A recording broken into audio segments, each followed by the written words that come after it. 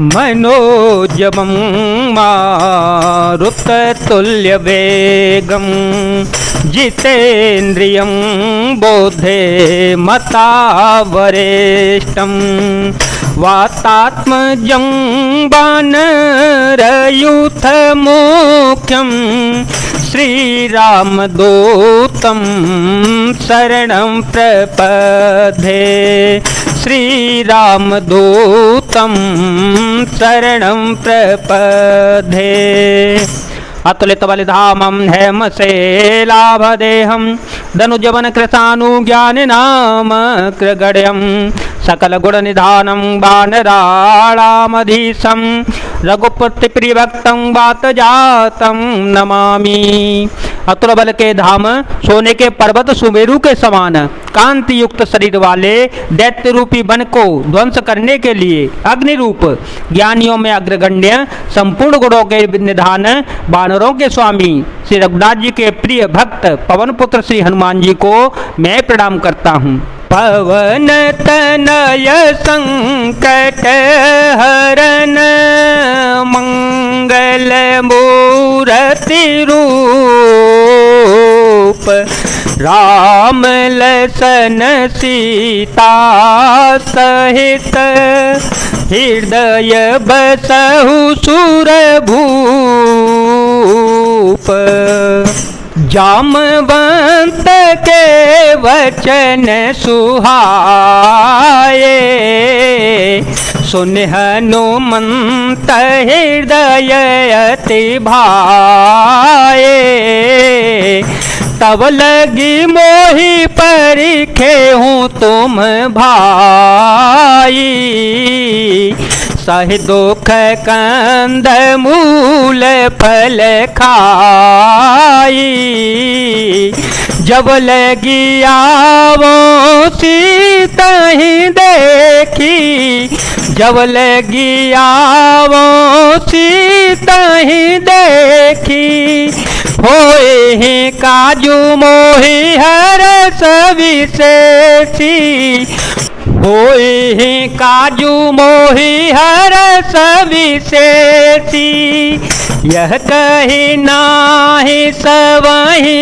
कहू माथा चले ओ हरसिय धरि रघुनाथा सिंधु तीर एक भूधर सुंदर कौतुक कूद चढ़े उताओ पर बार बार रघुबीर संभारी बार बार रघुबीर संभारी तर के ओ पवन तनय बल भारी तर के ओ पवन तनय बल भारी जय गिरि चरण दे हनुमंता चले ओ सुगा पाताल तुरंता जिमिया मोघ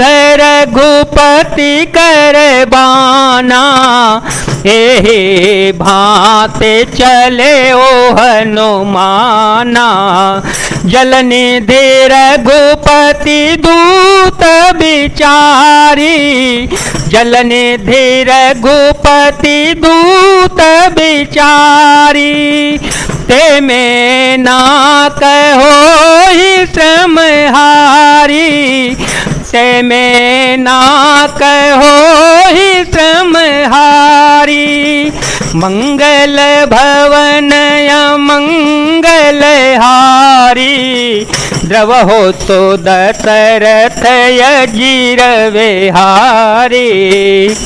जाम्बान के सुंदर वचन सुनकर श्री हनुमान जी के हृदय को बहुत ही भाए। वे बोले, हे भाई, तुम लोग दुख सहकर कंद मूल फल खाकर तब तक मेरी राह देखना जब तक कि मैं सीता जी को देख करके लौट के न आ जाऊं। काम अवश्य होगा क्योंकि मुझे बहुत ही हर्ष हो रहा है। यह कहकर और सबको मस्तक नवाकर तथा हृदय में श्री रघुनाथ जी को धारण करके श्री हनुमान जी हर्षित होकर चल पड़े। समुद्र के तीर पर एक सुंदर पर्वत था। हनुमान जी खेल से ही अनायास ही कूदकर उसके ऊपर जा चढ़े और बार बार श्री रघुवीर जी का स्मरण करके अत्यंत बलवान हनुमान जी उस पर से बड़े वेग से उछले। जिस पर्वत पर श्री हनुमान जी ने पैर रखकर चले, जिस पर से वे उछले, वह तुरंत ही पाताल लोक में धस गया। जैसे श्री रघुवीर जी का अमोघ बाण चलता है, उसी तरह से श्री हनुमान जी चल पड़े। समुद्र ने उन्हें श्री रघुनाथ जी का दूत समझकर मैनाक पर्वत से कहा कि हे मैनाक, तू इनकी थकावट दूर करने वाला हो, अर्थात अपने ऊपर इन्हें विश्राम दे दे।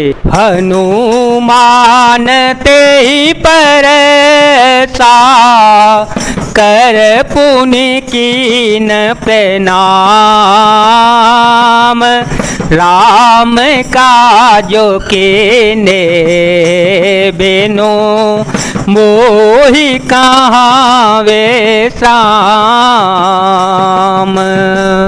श्री हनुमान जी ने उसे हाथ से छू दिया, फिर प्रणाम करके कहा कि भाई श्री रामचंद्र जी का काम किए बिना मुझे विश्राम कहाँ।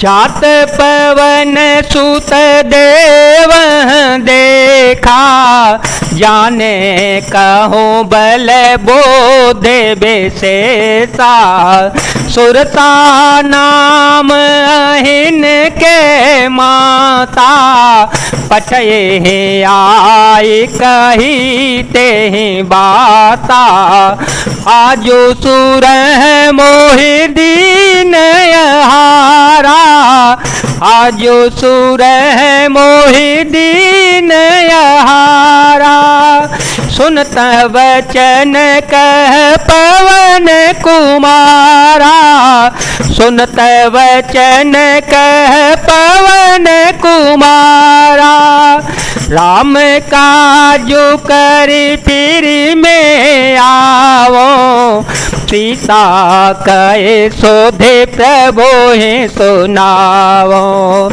तव तव बदन पेठी हूँ आई, तव तव बदन पेठी हूँ आई, सत्य कहूँ मोहि जान दे माई, सत्य कहूँ मोहि जान दे माई, कवने हो जतन देहि नहीं जाना, ग्रस से न मोहि कहे ओ हनुमाना, जो जन भरते ही बदनु पसारा, जो जन भरते ही बदनु पसारा, कपितनु कीन दुगुन विस्तारा, कपितनु कीन दुगुन